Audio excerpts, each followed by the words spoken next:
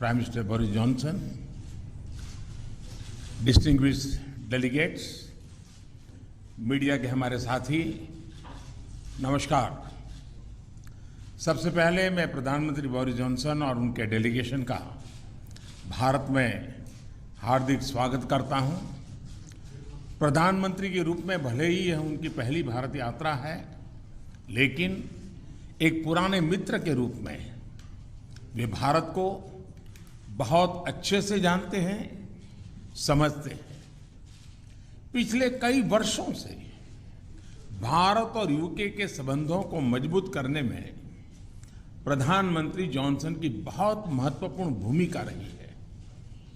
इस समय जब भारत अपनी आजादी का अमृत महोत्सव मना रहा है, प्रधानमंत्री बोरिस जॉनसन का यहां आना अपने आप में एक ऐतिहासिक पल है। और कल तो पूरे भारत ने देखा है कि आपने अपनी भारत यात्रा का शुभारंभ साबरमती आश्रम में महात्मा गांधी को श्रद्धा सुमन अर्पित करके किया। फ्रेंड, पिछले साल हमने दोनों देशों के बीच कॉम्प्रिहेंसिव स्ट्रेटेजिक पार्टनरशिप की स्थापना की थी और इस दशक में अपने संबंधों को दिशा देने के लिए हमने एक महत्वाकांक्षी रोड मैप 2030 भी लॉन्च किया था। आज की हमारी बातचीत में हमने इस रोड मैप में हुई प्रगति को रिव्यू भी किया और आगामी समय के लिए कुछ लक्ष्य भी तय किए। फ्री ट्रेड एग्रीमेंट के विषय पर दोनों देशों की टीम्स काम कर रही है।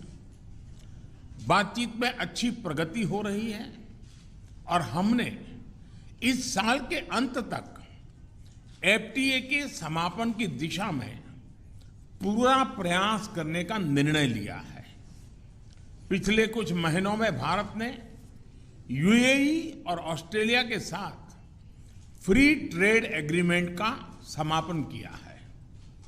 उसी गति, उसी कमिटमेंट के साथ हम यूके के साथ भी एफटीए पर आगे बढ़ना चाहेंगे। हमने रक्षा क्षेत्र में सहयोग बढ़ाने पर भी सहमति व्यक्त की है। रक्षा क्षेत्र में मैन्युफैक्चरिंग, टेक्नोलॉजी, डिजाइन और डेवलपमेंट सभी क्षेत्रों में यूके द्वारा आत्मनिर्भर भारत के समर्थन का हम स्वागत करते हैं। फ्रेंड्स, भारत में चल रहे व्यापक रिफॉर्म्स हमारे इंफ्रास्ट्रक्चर मॉडर्नाइजेशन प्लान और नेशनल इंफ्रास्ट्रक्चर पाइपलाइन के बारे में भी हमने चर्चा की। हम यूके की कंपनियों द्वारा भारत में बढ़ते निवेश का स्वागत करते हैं और इसका एक उत्तम उदाहरण हमें कल गुजरात में हालोल में देखने को मिला। यूके में रहने वाले 1.6 मिलियन भारतीय मूल के लोग समाज और अर्थव्यवस्था के हर क्षेत्र में सकारात्मक योगदान कर रहे हैं। हमें उनकी उपलब्धियों पर गर्व है और इस जीवंत सेतु को हम और मजबूत करना चाहते हैं। इस दिशा में प्रधानमंत्री जॉनसन ने निजी रूप से बहुत योगदान किया है। इसके लिए मैं उनका अभिनंदन करता हूं। फ्रेंड्स, हमने ग्लासगो में आयोजित COP26 में लिए गए संकल्पों को पूर्ण करने के लिए अपनी प्रतिबद्धता जताई। आज हमने अपने क्लाइमेट और एनर्जी पार्टनरशिप को और अधिक गहन करने का निर्णय लिया। हम यूके को भारत के नेशनल हाइड्रोजन मिशन में शामिल होने के लिए आमंत्रित करते हैं और हमारे बीच स्ट्रेटेजिक टेक डायलॉग की स्थापना का मैं हृदय से स्वागत करता हूं। फ्रेंड्स, आज हमारे बीच ग्लोबल इनोवेशन पार्टनरशिप के इंप्लीमेंटेशन अरेंजमेंट्स का समापन एक बहुत महत्वपूर्ण पहल साबित होगी। यह अन्य देशों के साथ हमारी विकास साझेदारी को और मजबूती प्रदान करेगा। इसके तहत तीसरे देशों में मेड इन इंडिया इनोवेशंस के ट्रांसफर और स्केलिंग अप के लिए भारत और यूके $100 मिलियन तक को फाइनेंस करेंगे।